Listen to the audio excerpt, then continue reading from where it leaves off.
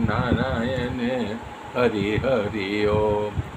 तब राजा ने सीता को अपने हृदय से लगा लिया और प्रेम पूर्वक उनको सीख देने लगे। सीता जी को दिया। वन में दूसरा दुख झेलना पड़ेगा और बताया, फिर भी सासू ससुरा के पास रहने से सुख को बताया। परंतु सीता जी का मन श्री रामचंद्र जी को चरणों में लगा था। उनको वन का दुख दिखा ही नहीं और घर का सुख भी नहीं दिखा। उनको वन में अच्छा लगा, वन की भयानक नहीं लगा। औरों ने भी सीता जी को वन की दुर्दशा को समझाया, लेकिन सीता जी ने एक भी किसी की नहीं सुना। मंत्री सुमन की पत्नी और गुरु वशिष्ठ की पत्नी अरुंधति और बुद्धिमान औरतों ने, कल मैंने बताया था, सब ने समझाया, लेकिन किसी का सिखावन को सीता जी ने स्वीकार ही नहीं किया। हे परम चतुर्पुरवासी सज्जनों, श्री रामचंद्र जी कह रहे हैं, आप लोग ऐसा उपाय करना जिससे हमारे सभी माताओं को विरह की वेदना न झेलना पड़े। इस तरह से श्री रामचंद्र जी को सभी को समझाया और प्रसन्न होकर के गुरु जी के चरणों में प्रणाम किया। तब गणेश जी, पार्वती जी और कैलाशपति महादेव जी को मना करके गुरु जी का आशीर्वाद प्राप्त करके निकल पड़े। श्री रामचंद्र जी जब चलने लगे तो पूरे अयोध्या में हाहाकार मच गया, विषादमय बन गया वातावरण। लंका में अशुभ संकेत होने लगे और अयोध्या में अत्यंत शोक छा गया और देवलोक हर्ष और विषाद दोनों छा गया।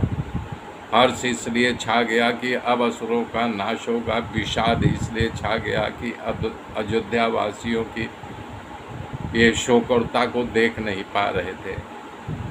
जब राजा की मूर्छा दूर हुई तो उन्होंने सुमन पे पूछा, राम जी चले गए और मेरा प्राण नहीं निकला, न जाने किस सुख के लिए टिका हुआ इस शरीर में प्राण। इससे अधिक बलवान दूसरी और कौन सी व्यथा मेरे पास आएगी, तब ये प्राण मेरा निकलेगा। धीरज रख करके राजा ने कहा, हे सखा, तुम रथ लेकर के जाओ। राम लक्ष्मण सीता को रथ में बैठा करके वन को दिखा करके 4-5 दिन में वापिस ले आओ। अत्यंत दोनों राजकुमारों सुकुमारी जानकी जी को वन के सारी दुर्दशा को दिखा करके ले आओ। श्री राम जी के अपने प्रण का पक्का है।